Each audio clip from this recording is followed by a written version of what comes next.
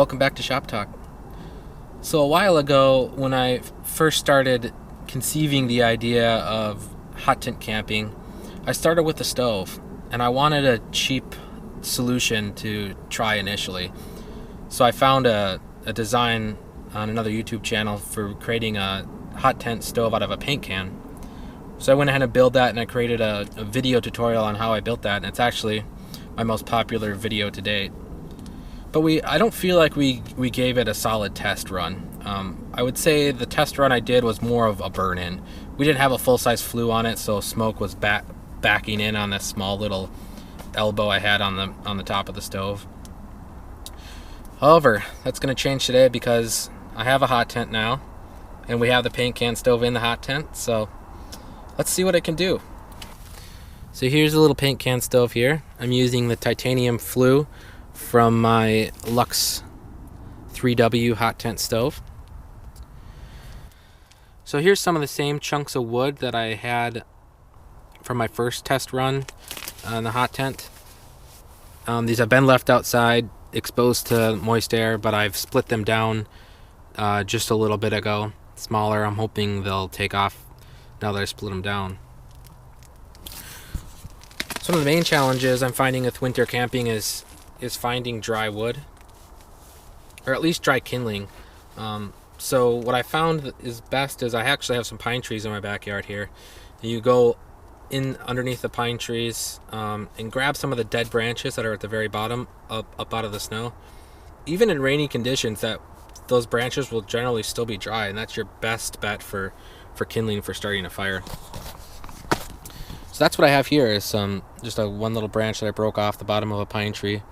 We're going to break this up into small bits, and it should take off like gasoline. We have some thicker stuff in the middle. So we'll get going on that, and then we'll transfer to the wood over there. And I do have my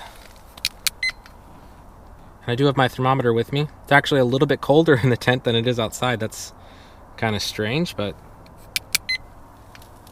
we have 34 in and 35 out.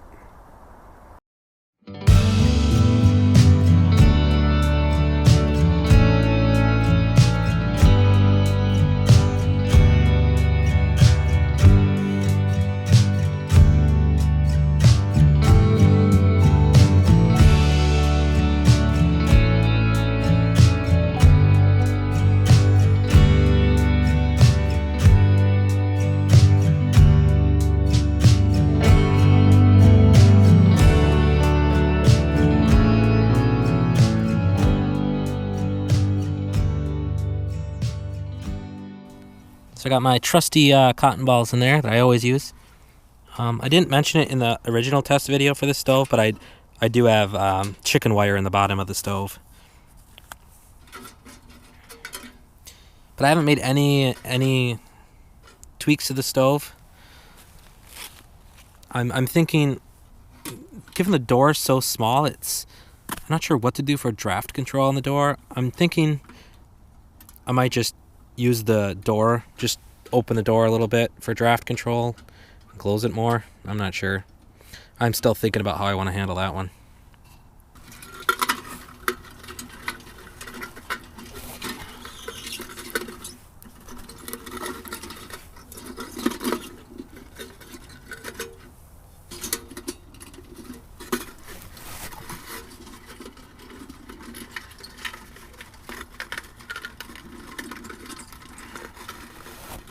Stove's so small that it's tough to load it up without pushing your fire starters all the way back.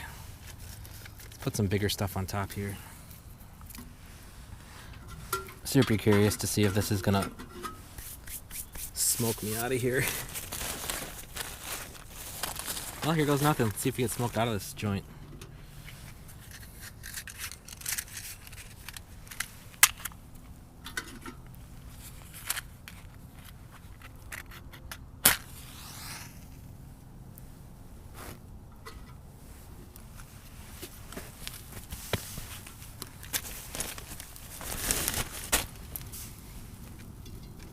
I got a bunch more kindling ready to go over here.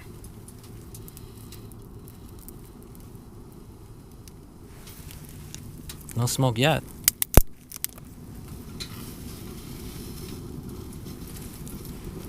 Jeepers, that stuff took off though.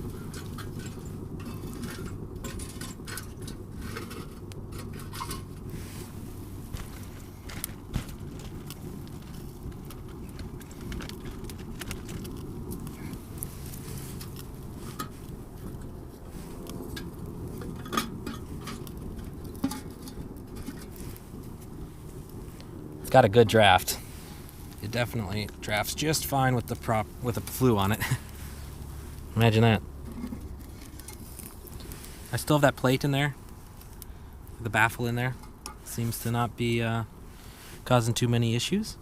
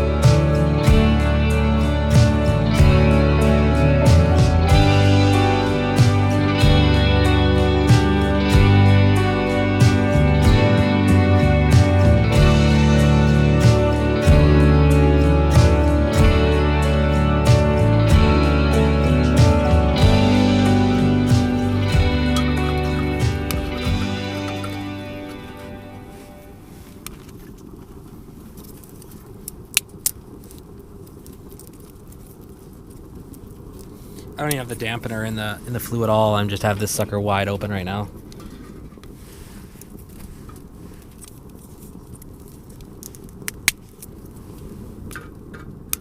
Man, she drafts good.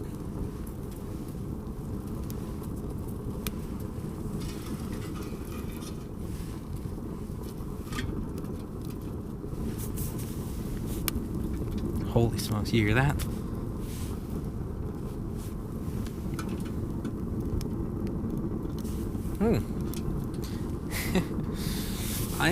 I might have to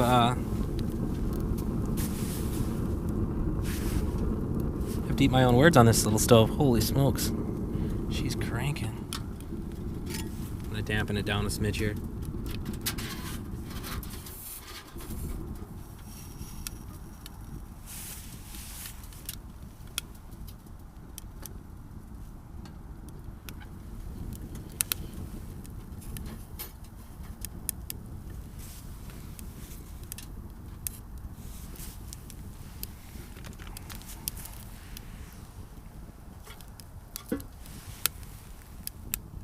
Definitely producing heat. There is no doubt about that.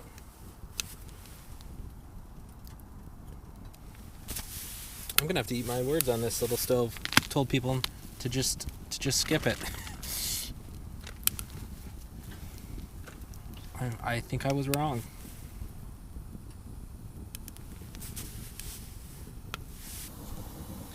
So we're about a half hour in on having the stove running here. So you can see here, you can still see my breath, so it's still work in progress here. I'm still trying to get the stove going. I'm learning a lot with using. I'm glad I'm testing with wet wood that I've kind of just left out in the elements. I've learned you have to split it down, and even that I'm finding isn't quite enough. It'll burn once you split it, but it's not going to burn very hot. So if you can get some dry kindling, like up underneath a pine tree or something, that's going to definitely get you going and allow you to start at least burning some of this wood. Then you have to get your procedure up and running for drying out the wood. So here I have wood that was like pretty dang wet. I got it sitting on top of the stove here drying out. So as I can just put dry wood in and take wet wood out, put it back on top, and then kind of put it down the bottom first, then it makes its way to the top, and then it goes into the stove. That's kind of the procedure here, and it's starting to warm up in here now. It's dumping out quite a bit of heat. So, and in my first test, I had mentioned that the door had warped and popped out. I'm thinking I might have just not had it seating right, because before I came out here, I took a hammer and I pounded this lid in nice and tight, and it hasn't popped back out on me. So I'm just kind of chillaxing in here and letting it kind of warm up. I did have it up to 45 degrees in here, which is about 10 degrees warmer than outside. I would like to see I'd be super happy if I got like a 60 or 65 degrees in here. That would be pretty epic. If I can get this wood to start drying out, we'll be in good shape, and I think that might be possible. But I'm actually pretty happy with this little paint can stove so far. I wanted to show you guys another stove that I built here. I don't plan to ever use this stove, and I'll explain why here shortly. But first, let's go over some of the features here. Got a spring-loaded draft control here on the front. You can open that all the way up, or you can tighten the tension from the front of the stove. 2 deadbolts up front to keep the door closed. Deadbolts on top and bottom in case the door warps. I can always keep it shut even if it's warped. So we open up the stove here. I'm not sure if you guys can see inside or not, but there's a decent sized baffle up there. And I could put intakes up top here that would feed the secondary combustion up top. I'll put a diagram up right now that explains how this stove's operating internally.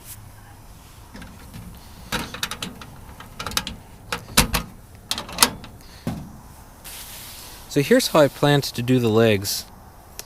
I've seen a lot of designs where there was just a U-shaped leg that would fold under. But I wanted to go with a simpler, lighter design.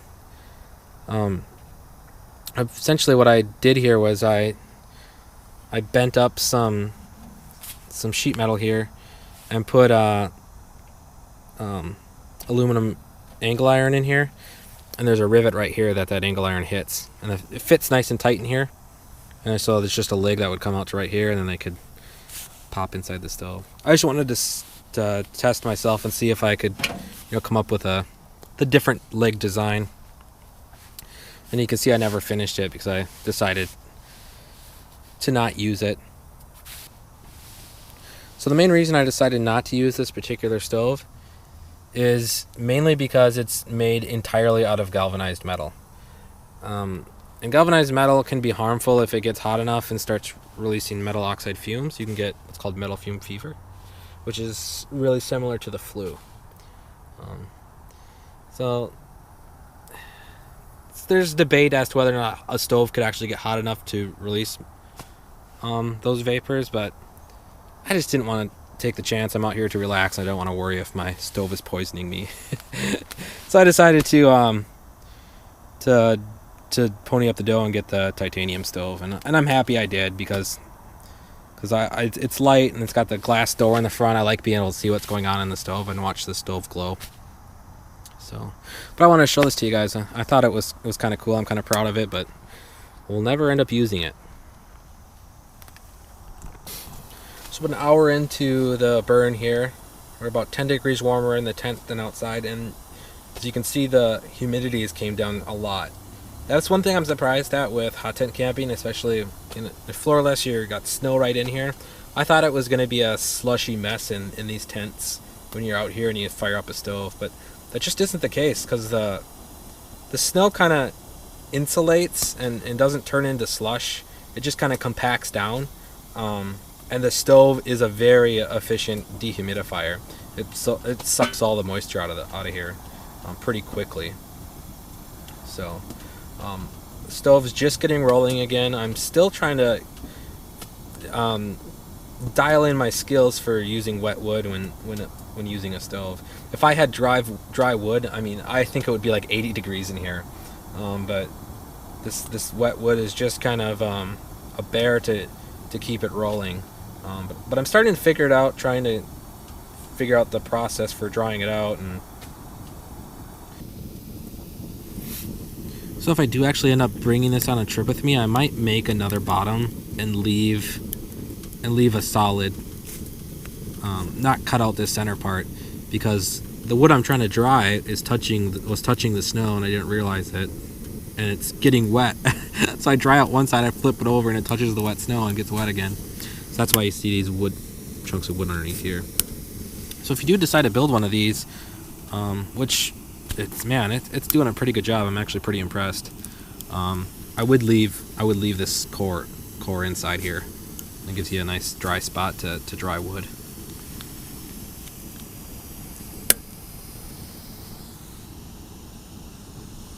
So my gloves are starting to dry off pretty nicely here.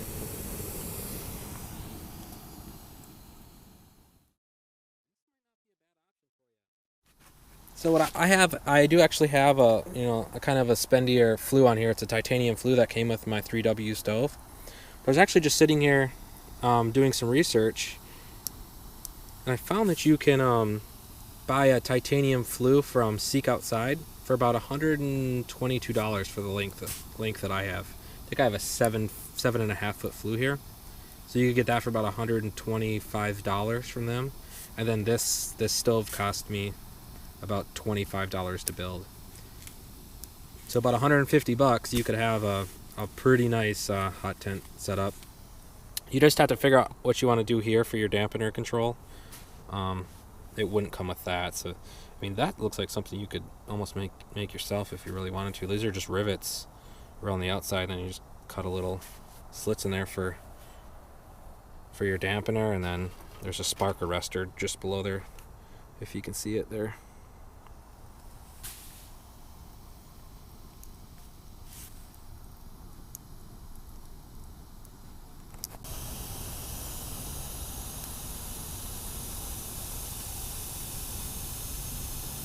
Look at that draft. That log is hanging out of the stove, and it still not even getting smoke in the tent.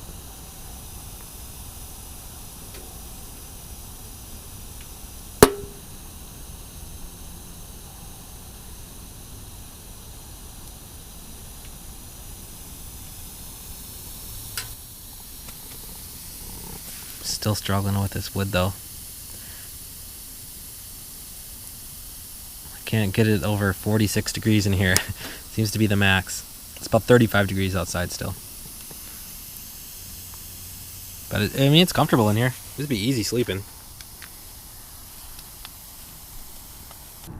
So I'm not exactly sure why this works, but I closed the door almost all the way, left it just cracked just a little bit, and this thing just started ripping. I'm not sure what the science is behind that. Maybe it's containing the heat more. But this thing just took off all of a sudden. So I was thinking that you'd have to leave the door open to keep it cranking really hard, but I'm finding that just leaving the door cracked just a little bit really makes this thing burn real hot. So you can see this wood on top here is now burning. So this is sweet. But I'm thinking the key to this, the reason this thing rips so good when I close the door and leave it open just a little bit, is these little holes that I have here by mistake. I think air comes flying in through those holes and just feeds the fire just at the right angle, and it just destroyed 2 pieces of wood in like a minute and a half. Just ate it, and this thing was just radiating heat. But so I'm starting to get it figured out, but I still can't keep the momentum going, but I'm getting it figured out, and mostly I'm just getting figured out how to use wet wood. So as far as pros and cons between these two stoves, so like this, as seen here, would probably cost you about $125 if you went with a titanium flue. I'm sorry, $150 with the titanium flue. $400 all said and done. So this folds down really small. I got like the glass window. You can also cook on top of this. It'd be difficult to figure out a way to cook on top of that. Probably not insurmountable, but with this design you can't cook on it. The weight here is, I think this is like half the weight, excluding the flue. And on this stove you have a lot more control for the dampening. I mean, if you're gonna do this a lot, if you know you're gonna hot tent a lot, I would pony up the dough and just get the titanium stove. It's just lightweight. You can fit it in a pack. This is gonna be tougher to pack. You can take these legs out, and fit it in your sled. It won't take up a ton of space, but this you could fit in a backpack. This would kind of be a waste of space in a backpack just due to its shape. But this definitely is a much more viable option than I had originally anticipated during my burn-in / test. And I actually haven't made any changes to it, and this thing is doing really, really well. So all those issues I was having during my testing in the fall was due to just I didn't have the full-size Flue on there. So this wind was getting in and smoke was coming out the other direction, and but this paint can stove is seems totally viable. Assuming you can get dry wood. So we're at 44 degrees in here now. It's dropping a little bit. So I put more wood in it and it dies down. So still figuring that whole deal out. Well, we're at about the 2-hour mark, and I'm thinking that this stove would be a viable option for someone that's looking to save some money. If you don't need to cook on something, you just want something to maybe dry out some clothes, dry out some socks, the gloves. Just the psychological bump that comes with having a fire and a stove, but you don't want to spend a ton of money. I think this would be a good option for you. I'm purposefully using wet wood to just kind of do worst case scenarios and just kind of get better with the stove, and I definitely still need some practice with the stove because I'm still have these ups and downs with the stove where it's like I'm starting to get things cranking and it's looking good, then all of a sudden everything just bogs down and I lose all the momentum I gained. So more practice is needed. Gonna do another test night here pretty soon. I gotta order some things. I've identified I think my final loadout here, and I'll be sharing that in a future video. Finished my Polk sled. That's another video that's coming really soon. We're going to take the Polk sled out, and I'm going to show you that.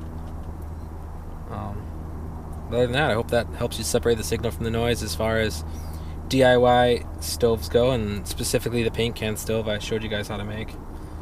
So, thanks for coming along. Catch you later.